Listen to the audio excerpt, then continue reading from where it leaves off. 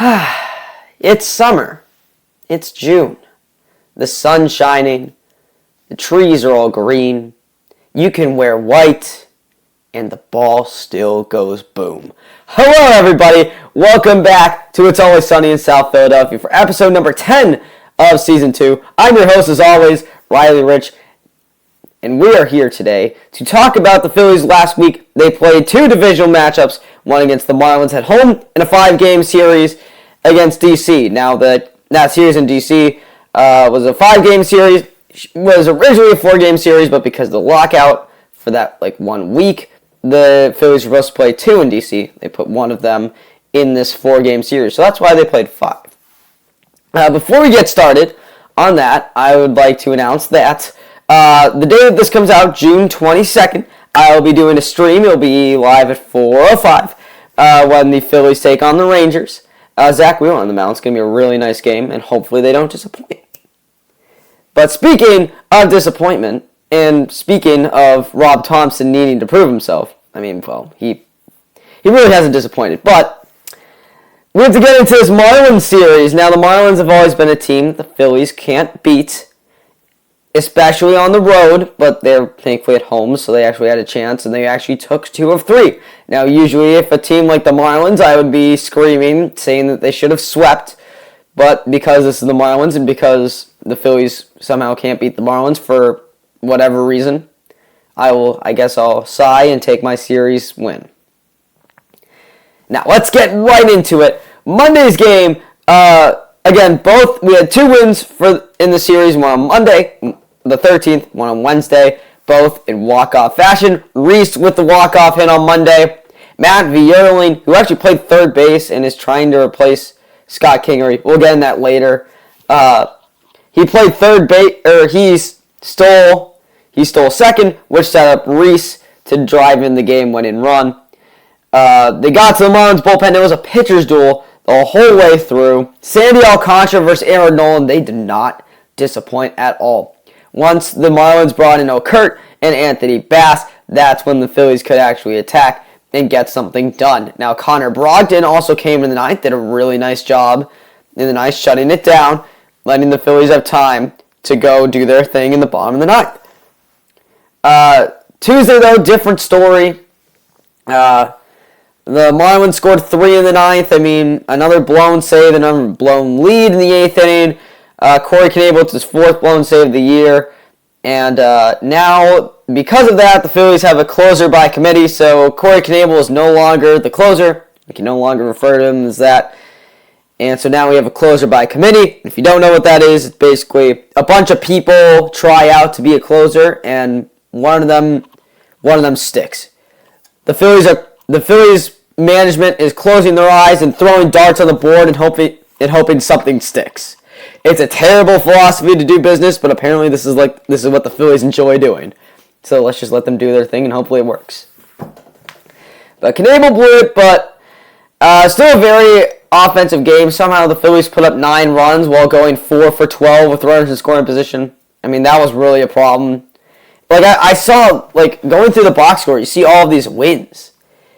But then you see the runners in scoring position runners in scoring position. You're wondering how. Monday was 3 for 10. That's why the game was so low scoring. 4 for 12 on Tuesday, yet they scored 9 runs. That's what happens when you have guys that can hit dingers. And also, a bunch of runners on the ducks on the pond for Rhys Hoskins, who had 4 for 5 and 6 RBIs. 5 of those 6 came with 2 outs, and that's why the Phillies were able to contend for most of the game. That seems like something that I should have seen on Monday or Wednesday. But of course, their 1 loss is when they had the 2-out RBI production. Wednesday, again, another pitcher's duel. Kyle Gibson on the mound for the Phillies. 8 solid innings, 7 hits, 1 run.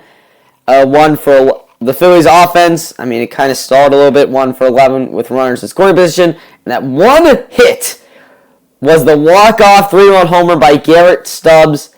I do have to say Garrett has been one of our best players. He has, I believe, a 168 weighted runs created plus, which is a very good stat. Again, it's a plus stat, and for those who haven't figured it out by now, anytime there's a plus in the stats, that means the average is 100. So Garrett Stubbs is 68% over average in that category. It really leads the question, especially with JT struggling. I feel like this is something that we're going to bring up next week, about questioning whether we should platoon Real Muto and Garrett Stubbs and go with the hot hand. But he definitely proved that he could really be a factor on more than a backup amount of games, more than a backup appearance. He really shows that he can at least take a platoon role, and maybe on any other team, he could probably be a starter. Are we talking about the best backup and catcher in baseball again? Hopefully not.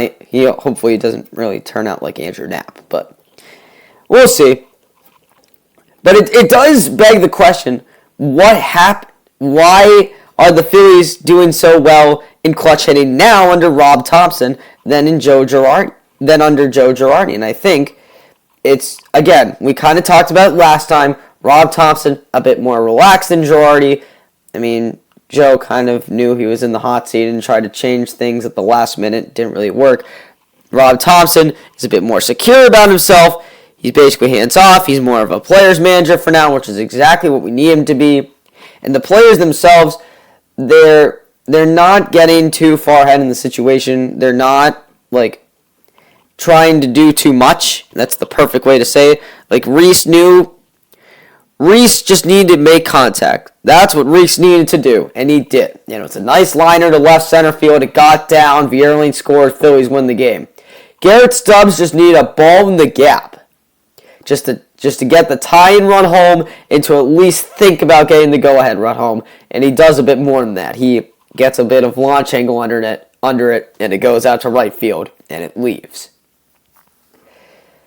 Then we have the series against DC, a very promising series, I will say. It's actually really surprising how bad the Nationals have been doing. I thought that the Marlins would run away with last place. I'm so sorry, Miami, that I keep dunking on you, but it's the truth. But it's really been the Nationals that, really, I hate to say it, the Nationals don't really have a team that much. It's Juan Soto and Nelson Cruz trying to carry guys like Yadiel Hernandez to wins. But in the National Series, it brought up an interesting situation because we now have a guy named Yairo Munoz. Yairo is just like Vierling. He's a utility man. They're trying to replace Scott Kingery because they gave up on Scott Kingery. They had a lot of hopes and dreams for Kingery. Obviously, things didn't really work out. He went 1 for 16 last year. He had a year-ending injury halfway through the minor league year. So now they bring in guys who they believe can be utility players. They got Matt Vierling playing second and third. He played first last year. He played the outfield. He plays different parts of the outfield occasionally. He's basically played 6 positions. And then Yairo Munoz, of course, not just with the Phillies. Yairo's been playing second mostly, maybe one game at third. But over his career with the Cardinals, he also played a few games in outfield too. So it's basically trying to figure out who the next Scott Kingery is. But Yairo Munoz, with a home run, I believe it was on Saturday's game, maybe Thursday's game too. But it really shows that he can be a crucial part of the team. Hopefully he can make it as a utility player. Kyle Schwarber with 2 home runs on Thursday. Schwarber woke up and realized that he was playing in DC in June and decided to hit dingers. That's good, right? Just like last year. That's right. Kyle Schwarber's coming for back-to-back NL Player of the Month in June, and I will hear no counter-arguments. Zach Wheeler did pitch this game, too. 7 strong innings, 1 run, 4 hits, 3 strikeouts for Wheels. He did absolutely amazing, and the Phillies cruised to a victory. Then you had a doubleheader on Friday, like we said. Game 1 was really just holding on to the edge. That was a 5-3 win. Nick Castellanos with a double early on. Phillies scored the first and third, 2 runs in the first, 2 runs in the third. Nick Castellanos actually can do something, but those early runs did propel the offense and the team to a win. The bullpen really held Brad Hand gets the save, so we'll count this now. The closer by committee is 1-for-1. Brad Hand with the save. Also, we got to talk about Josh Bell, because Josh Bell, I think, homered in the first 4 games of the series. Yeah, he was really a force to be reckoned with. It's what the Nationals needed out of him the whole time, and they really haven't got it. But, I mean, terrible to see Josh Bell do well, just because he's on a rival team. Game 2, I mean, we got to talk about it. It was a very, very lucky win. There was no interference on the play at all. Reese was not interfered with. They shouldn't have sent him. That was a boneheaded move by the third base coach. That's not anything that's the Nationals' fault. The game probably would have gone in DC's favor if they actually made the right call on it, but I'm not here to complain. Again, an error with 2 outs in the 9th inning on a ground ball to short. I mean, it's DD, so I did hold my breath even before he made the error. Alvarado actually did really well. Like, it really wasn't his fault that his team gave up errors. He actually did get the win and closed out the game. So I'll call it a 1.5 out of 2 for the closer by committee. Matty Violin also went deep twice this game, both barely out, but did his job, kept the team close, kept the team in it, and then they eventually got the win. And moved to 3-0 in the series Saturday. Again, 2 for 8 with runners in scoring position. Not the greatest, but they still held on for the win. Nola with 8 shutout innings. The Nationals somehow getting a run in the 9th again, so that's 1.5 out of 3. That's Brad, if you want to score it in your books, that's Brad Hand, who blew the save, so that's 1 for 2 for him over the CC era. Yairo hit a home run this game. Let's go, Yairo Munoz. And again, just the Phillies strength and extra innings. The team not doing too much in this situation, just doing what they need to do, getting base hits, scoring the ghost runner, and going from there. That's what led to the extra inning success in Game 2 on Friday and the game on Saturday. And then finally, Sunday was the massive collapse and the end of the 5-game winning streak as Eflin kind of got hit around. So with a big home run, and then Bellotti and Nelson and Knebel all gave up runs, and the Phillies just couldn't keep up. Bryson Stott with a 2-out RBI, though. But there's really not really any good things to note from Sunday's game. So, again, like I said, coming up, they got Texas on the road, and then they got San Diego over the weekend. So it should be, kind of tough series against San Diego with the way that they've been playing. But hopefully the Phillies can at least find a way to split. Now let's go down the farm to the minor leagues. Going back to normal, just going over the week. AAA, they went 2-4 at home against Buffalo. Everybody was at home. So AAA was at home against the Blue Jays affiliate, who also have been really well, or doing really well this year. Rafael Marchand is back. Switching in catcher Marchand is back. This is where we need Garrett Stubbs to be Garrett Stubbs. It's going to be a tight competition between Marchand and Stubbs for that backup catcher spot. But Mark Appel and David Jones really well done out of the bullpen, and I think we're getting close to calling up Appel. I want Dylan Maples calling up first, but if the Phillies bullpen really struggles, then we can call up Appel to be our long reliever. I guess I like Appel more than Bailey Falter. Double-A, they went 3-3 against Portland. That's the Red Sox affiliate. You got Braden Zarbinski and Alfredi Gomez holding down the pitching rotation, and Logan O'Hoppe just doing his thing. He's got a .932 OPS this year. He's been really holding it down at Double-A. Jersey Shore, they played 7 this week. They went 2-5 against Aberdeen. They really struggled against the Orioles affiliate. Again, same thing. Pitching has been really carried this week. Andrew Schultz, Griff McGarry, and Jordani Mesquita, the 3 to highlight from Class A Advance. And then Clearwater went 3-3. They split the series with Palm Beach. That's the Cardinals affiliate. And for them, it's Connor Ash and Tommy McCall leading the way pitching. And Marcus Lee saying, he's been playing well the whole year. He's up to like a 725 OPS. That's good for second on the team. So that is the minor league update. And I want to end this episode. We're going to do another MLB Draft Prospects segment.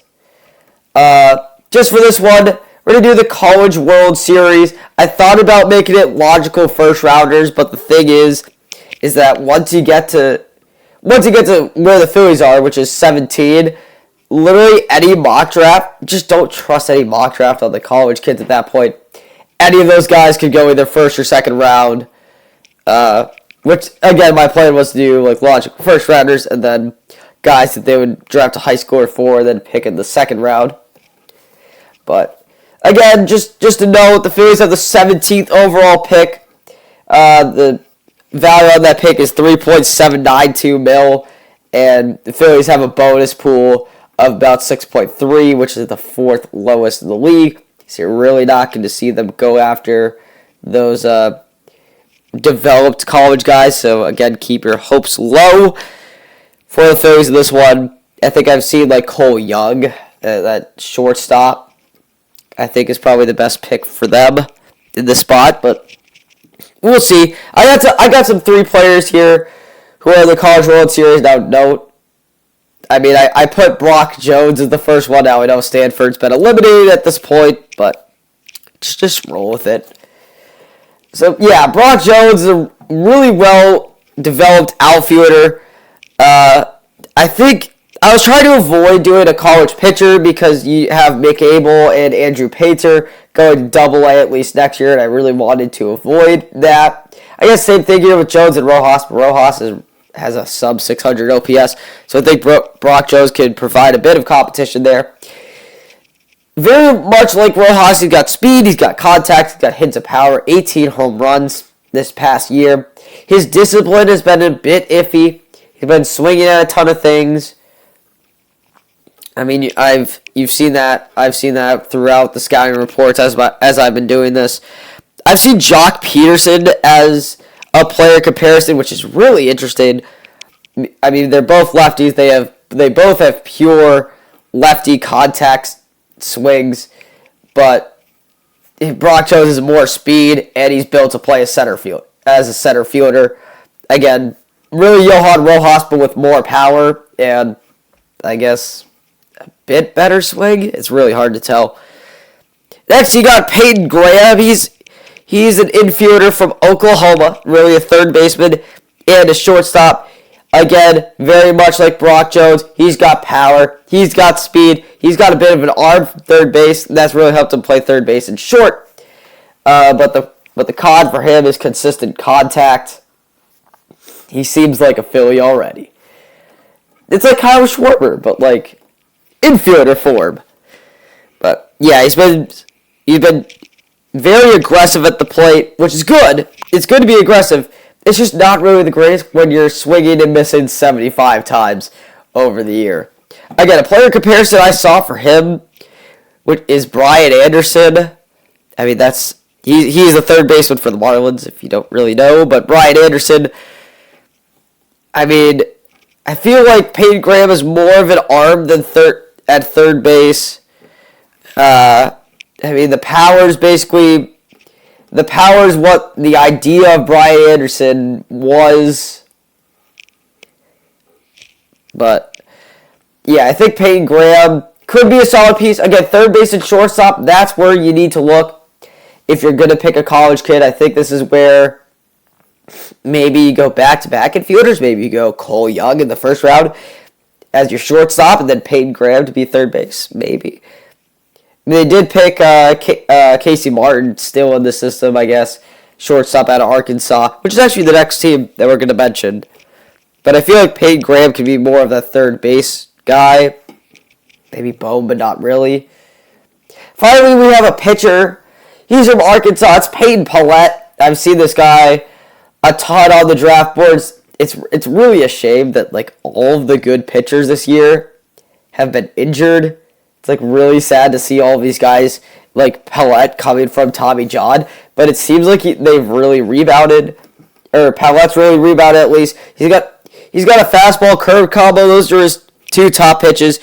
He sits at like 93 and 95, but his fastball did reach 99 with movement. Curve drops off the table. 78 to 83. He's got upper 80s change. Then that goes with it, but it's really that curveball that's the star of the show. Walker Buehler's the comparison for Peyton Pallette. And again, I think Pallette makes a bit of sense. He basically would be behind Abel and Painter by a step. I think that if the Phillies got him, he might play a few games at Clearwater, then try to jump up to Jersey Shore at the end of the year. But it's really hard to tell. So those are the three guys in the College World Series to look out for. I'll do a high schoolers for next episode, which may or may not be next week. Next one is next week, and then we'll go from there. So high schooler prospects will be next week. Then I don't think I'm going to have an episode over the week of the 4th just because I'm with family. And then I think, I'll have one the week after. And that'll be more of like an official mock draft, who are the Phillies going to take. So we've reached the end of the episode. Wow, I really thought that this would be like a half an hour episode when I wrote it down, but I guess I talked way too fast. It's time to award out this sad man yet again. It's time for Philly of the Week. It's just with the way that he's been playing recently, it's been nice to see this particular player reach his superstar form, reach his role with the Phillies. This happens once a year where this player just goes on a tear, and apparently June is that time. Philly of the Week for this week is Rhys Hoskins. He's at a 750 OPS over the last 2 weeks with 5 home runs during the stretch. And he also had 6 RBIs over on Tuesday against Miami, and he had the walk-off on Monday, of course. So Rhys Hoskins gets the Philly of the Week, and that is going to do it for this episode of It's Always Sunny in South Philadelphia. Make sure to follow and subscribe to wherever you listen. Links will be in the description for everything, for where to listen, merch, and whatever else that comes up. Again, live stream later on the 22nd. That'll be at 4:05. Can't wait to see you all there. And remember, no matter if the team struggles under Rob Thompson, which they haven't, thank God, and no matter if they keep losing miraculously after 5-game winning streaks, just keep your heads high, because it's always sunny in South Philadelphia. I'll see you guys next week.